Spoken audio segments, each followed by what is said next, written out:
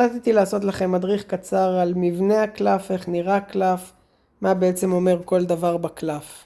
כי הכל באנגלית ואנשים לא לגמרי מבינים. אז קודם כל פתחתי פה קלף של בלבזור ועליו אני אסביר. במרכז התמונה אפשר לראות את בלבזור, תמונה מאוד יפה של בלבזור.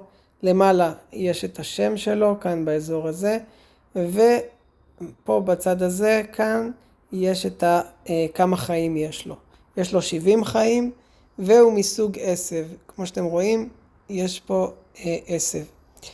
עכשיו, כשמסתכלים למטה אפשר לראות את המתקפה שלו. המתקפה נקראת ויין וויפ. הוא בעצם יש לו רצועות כאלה שאיתם הוא תוקף.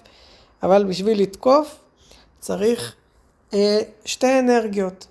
אנרגיה אחת מסוג עשב ועוד אנרגיה לא משנה באיזה צבע. ברגע שאתם רואים אנרגיה לבנה כזאת, זה אומר שלא משנה מה תצרפו, זה יכול להיות עשב ואש, עשב ומים, עשב ולא משנה מה, ואתם יכולים לתקוף. המתקפה, מה היא עושה? היא מורידה 40 נזק. 40 נזק ליריב. עוד דבר מעניין שאפשר לראות, שמסתכלים פה למטה, אפשר לראות שיש פה weakness, 20 פלוס לאש. מה זה אומר? הוא בעצם רגיש למתקפות אש. כל מתקפת אש שהקלף הזה יספוג, צריך להוסיף לה עוד 20 לנזק. נגיד צ'רמנדר תקף 30, אז מוסיפים את הפלוס 20 של החולשה הזאת, חולשת האש, ובעצם הוא חטף עכשיו 50 נזק. 30 של המתקפה של צ'רמנדר ועוד 20. 20 על הנקודות שכתובות פה על הקלף. אם הגעתם למצב שהפוקימון כמעט מת ואתם לא רוצים להפסיד את הנקודה, אתם יכולים להחליף את הפוקימון.